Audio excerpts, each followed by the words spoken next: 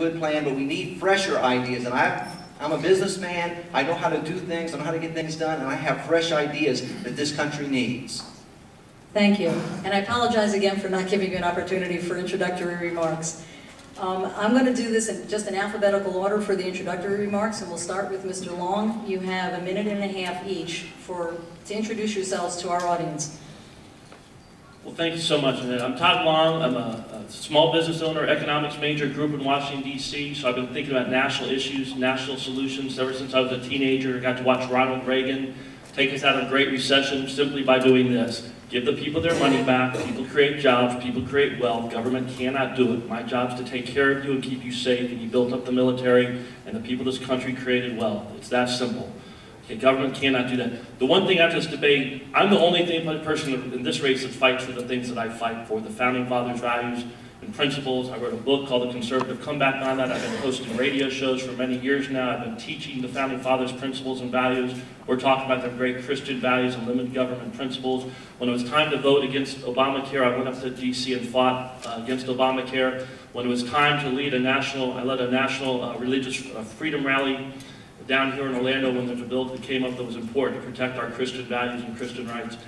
I led a rally in Arizona to protect Arizona and their states' rights, and the thing that you'll get from me as a conservative that actually fights for specific solutions to our national challenges, whether it's a fair tax. The reason Herman Cain's endorsed the campaign because he knows I'm a constitutional conservative. I believe this tax code is outrageous. It's killing this nation, killing small business owners, and resulting in 40 million people on food stamps in a bankrupt country. So we have specific solutions I'm excited to talk with you about today, and I hope at the end of this day we'll be moving forward to beat Alan Grayson and make sure that we get back to our Founding Fathers' great principles and values. Thank you. Thank you, Mr. Long. Mr. Melendez. Thank you. I want to introduce somebody special, because a lot of times we forget, our roots and where we come from when we think about where we want to go. At this time, I want to recognize my father, Captain Diego Melendez. He was a Desert Storm veteran.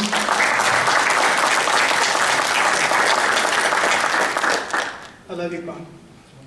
My dad was in Germany when we were stationed as a family when the Berlin Wall fell, and we got to see Ronald Reagan in action. And it was a lot different reading about something in a newspaper than actually experiencing in person. I wasn't in Berlin, but we were stationed in the military, and when you see a significant event like that occur, it just really, it's life-changing. When you look at Ronald Reagan, he inherited just about as bad as an economy as the current administration does now. But Reagan was never complaining about Jimmy Carter, Jimmy Carter, Jimmy Carter, and using that as an excuse. And yet we have this President Obama that constantly is saying, well, it's Bush's fault, it's Bush's fault. Reagan stood up and became a leader, and not only did he get our economy back on track by lowering the taxes and lowering the regulations and letting our economy to come back and revive, but he also did it with foreign policy. He brought an end to the Cold War. He brought a unification of the East and West Germany. And that's the type of leadership that I want to see exemplified over again. But it's very important that we don't put all of our eggs in the presidential basket, that we get a Senate and a Congress that is able to do more than one thing and do it well. And I'm the only candidate in this race that can be an extreme conservative in the primary, but also be the same person in the general election and take on Alan Grayson and defeat him. Thank you, Mr. Melendez. Mr. Nieves. Well, first of all, thank you for having me today. My name is Mike Nieves. Actually, it's Miguel, but all my life I've been called Mike. Ever since the Mikey Eats Everything commercial back in the 60s. So, I was born in Puerto Rico and moved to Sebring, Florida in 1977. I've spent 35 years here on the mainland. And I have seen Central Florida grow from an orange grove-based agricultural industry to what it is today. I remember paying 10 cents at the toll where the airport sits now, and that should give you an idea as to how far I go back. I have worked in this district, the district that I run, for over 11 years. I have worked with businesses, local businesses, from one end of the town to the other. And I feel that my education, my background, the fact that I have gone through a full acculturation process, having come here without even learning how to, or knowing how to speak English, to graduating on time from a major college in North Carolina. I feel that that experience will allow me to best help my community and also address the diversity issues that are facing minorities in this district. Thank you for having me. Thank you. Mr. Oxner? Yeah, my name's Mark Oxner. The reason I'm running for Congress is back there I have my beautiful wife from Panama. I've got my 2 beautiful children who are 19 and 20. They're students at UCF right now. And when I looked at what was going on in our country, at the massive debt of our government that's out of control, I looked at my background. I've been an economic warrior for 28 years. I've turned around a large U.S. manufacturer that was on the verge of bankruptcy. I turned that company around in 13 months, from bankruptcy to profitability. I did that by adding jobs. I've been a bank vice president. I understand what the banks have gone through and why the financial calamity has hit. It wasn't because the banks were greedy. I was in meetings with bank auditors from the federal government telling us you are not giving enough subprime loans. You have to do what you know is not good business sense because we, the government, will make you do that. And they did. I started my first company when I was 23 years old with $1,000 and 2 employees. I'm used to doing the impossible. And I want to go to Congress, and I want to make as much trouble for the Republicans as for the Democrats. We have cruise control congressmen who sit there and say, I'm not going to make waves, that's the way I can get reelected. When I go to Congress, John Boehner is going to hate me just as much as Nancy Pelosi will. Thank you, Mr. Oxner. Okay. For the benefit of our audience, as you were coming in, hopefully you were handed, along with your program for today, a list of possible questions, some suggestions for the topics, and also a small piece of paper that is your exit poll ballot. I'm just going to remind you now, on your way out, to please fill out your exit poll ballot. If you cast a vote for one of the 3 candidates who are not here today, that vote will not count. Hanging chads notwithstanding. Okay. I see we have a question from the audience. All right. Oh, you're going to hold on. Yes. Thank you. My name is Alan Wilson. I know most of you except Mr. Nieves. Usually I'm part of the media, but today I live on the other side of the bridge from here. So I have roots in this district, and you all claim to have roots in this district. I'm interested in the future, but in addressing the future, I want to know a little bit about the past. So I would like to know from each of you what you have done in your past for the future, for the children of this district. Okay, this round of questions will start with Mr. Oxner, will be followed by Mr. Melendez, Mr. Nieves, and Mr. Long. Mr. Oxner. Yes, thank you, Alan. I've been living in this district for 17 years. And, you know, I haven't been fighting in the political process. I've been fighting in the personal process. You know, I've had success with my jobs and economically, but what I've been doing in my personal life, I've been youth minister in small churches that couldn't afford anybody. I would go look and find churches in this district that needed help, and I would go volunteer my help. So the past 30 years, for the past 17 years in this district, I have been working with underprivileged youth. And one of the reasons I decided to run is that the youth in my youth group right now are graduating high school and they cannot find jobs. The jobs they used to get at McDonald's or Publix are now being filled by adults.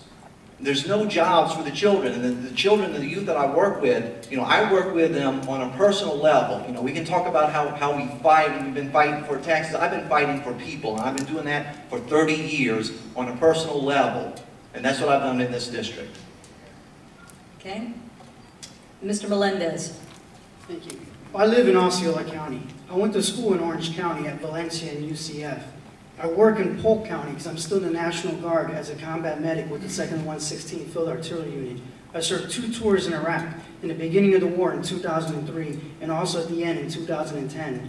I was elected in 2008 to the school board of Osceola County. And those who know, 2008 was when the crash happened. So we had to balance our books and provide a high quality education with very little funding because our impact fees got hit, our property values got hit, the state contribution got hit, the federal government got hit. We got hit with the federal tsunami, so to speak, of monies coming to our schools. But you know what? Just like Ronald Reagan, I did not provide any excuses. If you look at our high schools, they're all A and B schools for the first time ever in our history. And that was contrary to the financial situation because everyone keeps saying education needs more and more money in order to improve. No. When our school district was not building schools in 2008, we laid off our construction department, we laid off our architects, we put new contracts in place that say no vendor can do business with the school district longer than 3 years without competitively pricing. We literally had property insurance companies using our services for 10 years and never bid their contracts. We spent $5 million a year on property insurance. When we bid it out, the following year, the contract went down to $3 million. We saved $2 million a year in recurring expenses with using just a competitive marketplace system. And that is something that I want to do is at the federal government level, is looking at ways to have procurement reform that we can actually provide better services to our government. Thank you, Mr. Melendez. Mr. Nieves. You know, as far as children and what I have done for children in this marketplace, not just helping people in this district. When I was an executive with Bright House Networks, I was very well aware of the issues that Mr. Melendez speaks of within the school system. And I did quite a bit of research and found out that English as a second language were causing some problems in the schools. We have math teachers and science teachers trying to teach Spanish.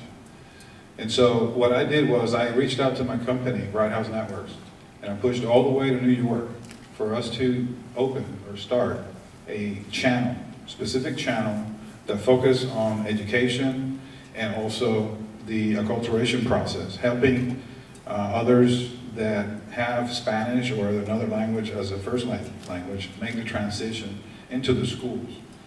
And we were able to put a bilingual language seminar, 10 courses, if you will. Those courses got more views than some of the channels that we had at the time. So I feel very, very proud that I was behind spearheading that proposal and that initiative. And I also feel that there's more work to be done in that area. We need to expand into maths, we need to expand into sciences, and we need to make sure that our learning opportunities are not just in the classroom, but also outside the classroom. One last point, we need more cultural leadership in that area. I reached for sponsorship opportunities, provider sponsorship opportunities for this channel, and very, very few corporate leaders were even interested in participating. So they also share responsibility in what we have to do with our children locally. Thank you. Okay, to be fair to our candidates, I'm going to give you each an opportunity, just a little bit more time to expand on your points, since Mr. Nieves took about 15 more seconds. Mr. Long. Thanks. On an individual basis, for the last 8 years, I'm on the board of directors at UCP. They serve kids with special needs of all different kinds. I've worked with Give Kids the World, the terminally ill children, and things like that. But I think what makes our candidacy unique is when the Republicans decided they were in power from 2001 to 2006, and they took the national debt from $5 to $9 trillion, and they didn't secure the borders, they didn't have an energy policy, they didn't have any health care policy, as health care costs were going out of control. At that time, it was obvious to me that my children, Noah and Natalia, were going to have no future, and their classmates and their people, their generation, future generations, would have no future. And so at that point, we began this crusade, and we fought against a four-term Republican, Rick Keller, who had broken the term limits pledge, only lost by 2,000 votes, even though I'd never run for anything before. And the reason we almost made it up that mountain was because we had specific solutions on how to cut the budget and balance budgets, a tax code that makes sense, and other solutions such as national energy policy and how to secure the borders, doing things like E-Verify to make sure illegals were not getting jobs that everyone should have. And since then, like I said, I've led rallies, religious freedom rallies. I wrote a book, The Conservative Comeback, to teach the parents of the children what the values were of these men and women that formed this country, that made it so successful, so prosperous, that poor people around the world, it wasn't rich people, poor people from every walk, creed, color, race, religion, flooded this country for opportunity. We got to get back to this notion that the government's sole purpose is to protect our God-given rights of liberty, life, liberty, and the pursuit of happiness. That's the only legitimate purpose of government, not to determine who gets what, not to manage an economy, not to bankrupt us. But I began that crusade. I'm the only one up here that fights for these things. I've been fighting for it ever since, and I'll continue to do that if I'm honored enough to be your representative in Congress. Thank you. Mr. Melendez, Mr. Oxner, do you want to take any additional time on this? I think this is an excellent question because it gives the audience a chance to learn who you are as a person and why it is that you're sitting in front of us today with such a passion to serve us in Congress. Well, I guess in 15 seconds, my family is really into this. It's not just about Julius Melendez. You know, I have the godmother of my son here in the audience, lives in Avalon Park. My wife is really involved. She's helping me out. Because I told her, I said, you know, I'm not going to be home. I'm going to be in Washington, D.C. for the majority of the time. And so my wife and I sat down at the computer and looked at the Congressional